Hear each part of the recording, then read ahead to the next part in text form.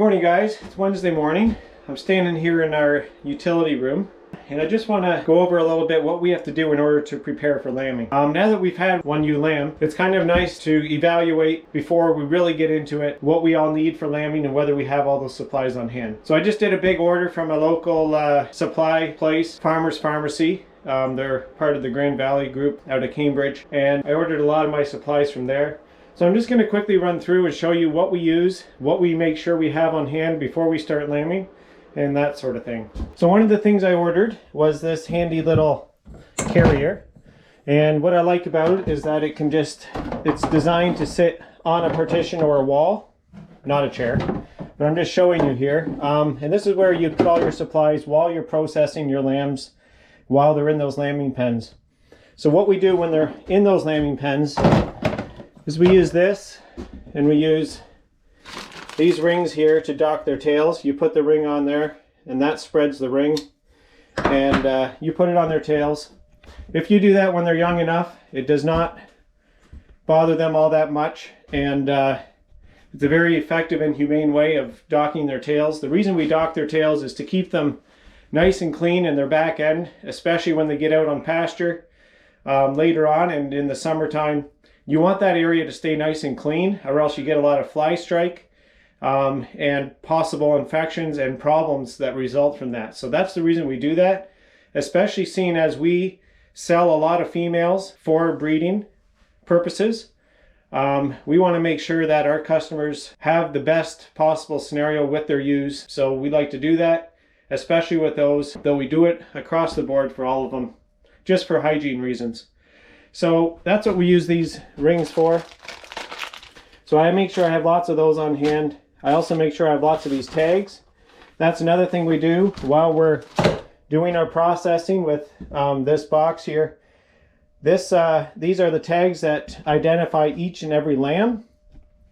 They get put in with one of these taggers, and that's one of the most important things that we're doing on our farm in order for traceability, in order to track every animal, to see how they perform and to see how every ewe performs. We want to keep the best ewes for our replacements and also for breeding stock. And if we're able to show how those lambs do in terms of their growth rates, their survivability, how many numbers they drop, how many numbers they raise, and all that kind of stuff, that's crucial in order to do that. So every lamb that's born, usually around 2 or 3 days old, they get a tag in their ear, they get their tail docked, and that's primarily what we do. There's people who do other things. We haven't necessarily found them necessary. A lot of people will also needle for vitamin E. We don't do that because we supplement a lot of the vitamin E and selenium in the mineral. So they should get it through their mother's milk because we have it at such high levels in the mineral content pre-lambing. So another thing we want on hand is to make sure we have some dried colostrum on hand in case you, as you saw with Tammy, rejects their lambs, and we got to supplement them with something. So that's just the next best thing. We always make sure we have some nipples on hand. These nipples are for the milk machine, which I'll show you in a few minutes what that looks like. And bottles. Always make sure you have some bottles ready to go. These we get just from the dollar store. Very cheap and very useful. They've got measurements on the side. And so we've got those things and those things. These are hoof trimmers. I don't routinely hoof trim all of our sheep. They don't typically need it because we do a lot of pasturing throughout the summer. And when they're on pasture, usually being on all the different types of ground, it does wear down their hooves naturally. But there are some that still have some hoof problems in terms of their hooves becoming overgrown. So when they're in their lambing pens, we often take the opportunity, if there's a bad one, to just clip that back, and so we keep them handy. We always have some syringes on hand with some needles in case we got to administer some antibiotics. So we've got some just basic antibiotics here in case there is any ewe with an infection as a result of lambing, or who knows what could happen, right? Another key, I wouldn't even call it a medication because it's basically a hormone. And no, we don't feed hormones to our sheep like farmers are sometimes accused of feeding hormones. It's not actually a common practice in hardly any farming that I know. And this is an injectable. It's called oxytocin. It's a hormone that sheep produce naturally in their bodies. It's something that their body supplies a lot of just before they lamb. And the purpose of it is to prepare them for lambing. That's what triggers the dilation and also the letdown of milk and the contractions and all that stuff. All that stuff that's related to, and I'm not a vet, so I don't know all the itsy bitsy details of how that all works. I just know that this is a pretty key drug in their body that triggers that stuff. There are times when it takes longer than it should, and that drug sort of wears off in their body. So we need to give them a little bit of a very small injection of this stuff, which kind of triggers a response for them to kind of get the job finished and or just to give them a boost. There's also times when ewes or first-time lambers primarily get a bit jittery and kind of uptight pre-lambing and or as they have just lambed. They're not quite sure what to do. They're skittish. When we give them that injection, sometimes it just calms them down. They let down their milk and is super effective at especially those ewes which won't let their milk down because of that stress that they're going through. It just triggers that response and everybody's much happier. The ewes happier and those lambs will have that milk available to them. It doesn't work every time, but it is a useful tool. Another product we use, which we get from Farmer's Pharmacy, which I was just speaking about, where I got a lot of these supplies, the tags and the rings and a lot of those things. We also got this stuff. This is basically it's microbes or it's probiotics or something like that, which is just promotes really good gut health. And we use this for any lambs that aren't on their mother, primarily bottle feeds. I think it would be good for lambs, any lambs, whether they're healthy or not healthy. It's just good to promote good gut health. This here is a lubricant in case we need to help out a ewe while she's lambing, as well as these OB gloves. These are full arm length gloves, and these are just hand gloves. So just handy things to have around when you get started lambing. Also a few markers if you need to mark certain ewes or lambs for whatever reason to identify them at a future time. We also use different colors for different groups so that if lambs get mixed up in other groups, we know where they go. So those are a few things. It's probably not an exhaustive list, but it's a good start as to what you might need. I know other people would probably have some other drugs on hand or glycol or calcium or other types of things. And there are instances where those things could be useful. And if you're a sheep farmer out there, you probably could tell me what else I need. But those are the basic things we use to get started. So I'm just going to show you here our milk machine.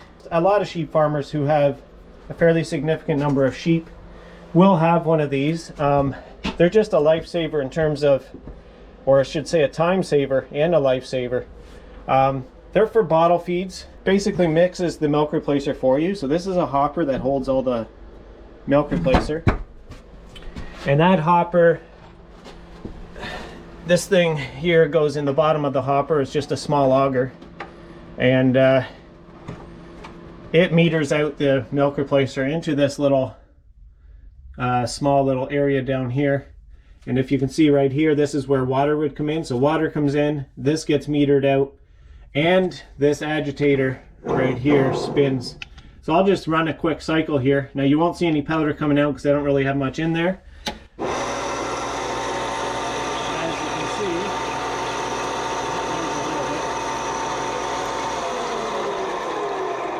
What it will do is it will run until it gets up to this sensor here. This little sensor tells it when to turn on and when to turn off.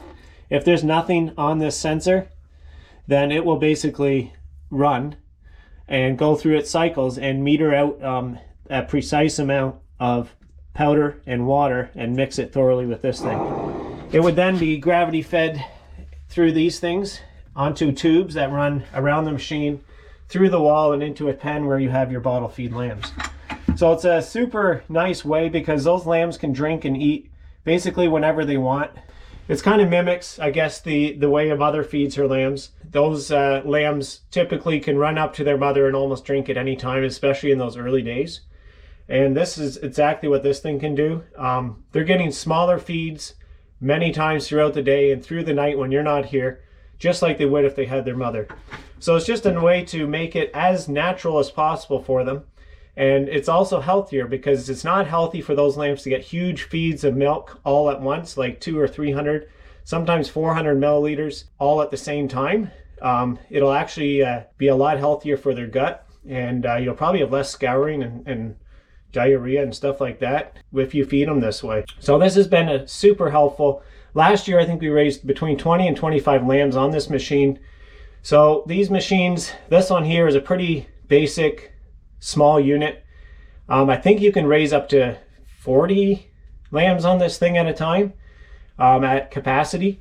And yeah, it's just, it's one of the best things we ever did, and it pays for itself in no time if you can save a bunch of lambs. So that's one thing we want to make sure is up and running before we get into lambing. A few other things we make sure we get done before they lamb. And one of those things is to make sure that the pens are completely cleaned out. So I know we're getting fairly close to getting into lambing all of these ewes. We've got a few here. Of course, this one came early, but the majority of these are going to lamb starting within the next week or two. So we wanted to get this completely cleaned out, this whole side, right down to the bottom. As you can see, when we built this barn, it's got quite a step here. I think it's about 15 inches from the dirt there up to the top of this floor. So that allows time for that manure pack to build up as we bed them. As soon as they get wet, we start bedding them. And that gives us time between cleanouts. And I mean, if you think about it, if we started level with these and it went up 15 inches, they would be standing, you know, with their butts in the air and their feet, trying to get at the feed down there. So this is a really nice way and a nice design to feed. And we want to do this before they lamb, because once we got all these ewes and lambs in here, it's very hard to squish them all one way while we're cleaning out. So now that that's done, we probably can get through the entire lambing period, which is about 2 months once they lamb, before they get weaned. And once they're weaned, then we can look at cleaning them out again. So that's another thing we make sure. Make sure we've got enough lambing pens ready to go. As you can see, they're all sitting there ready at various stages in the barn. There's some at the back, there's some in the middle there, and there's some right here. Ready to go. And there's nothing like feeling ready when the time comes. As you can see on this side, it's very high and built up. So this is kind of what I was referring to. You know, we've only got, it goes down right on the edge here. But as you come back here, it's probably almost level with the top of the concrete there. So that's just an example of what it looks like when it is full. But this is where we feed our bottle feed lambs. And this area would need a little bit more work before we actually put bottle feeds in here. It needs a bit of a cleaning. We'd have to replace some nipples in here. But we just make a small pen in this area here. And the hoses come through that utility room. And we make just a small little area here. Sometimes we'll put a heat lamp there in severe cold weather to keep them comfortable. So because we don't have an insulated lambing barn, which would be really nice, just to be able to keep that temperature up above freezing. You know, none of your water would freeze in your pails and all your lambing pens and that sort of thing. And it just makes an easier environment for those lambs when they first get on the ground. So one other thing we like to make sure we have is somewhere to put those lambs that are rejected by their mother, or there's just too many for the mother to carry, such as your quads and quints. So a place, especially when you don't have a warm barn, to put them just to get them off and running and started. So those are just a few things that we make sure we do before lambing, that we know we're all set and ready to go. No doubt there's other things. I know there's a lot of you out there with a lot of experience. We've got approximately 280 to 300 sheep in the barn right now. About 80 of them are all first timers here. So we've really expanded this year, but there's a lot of you who probably have more experience and probably could add to the list and things you can do to get ready. By all means, if you do, share them in the comments below. It'd be nice to know what you think and how we could do it better.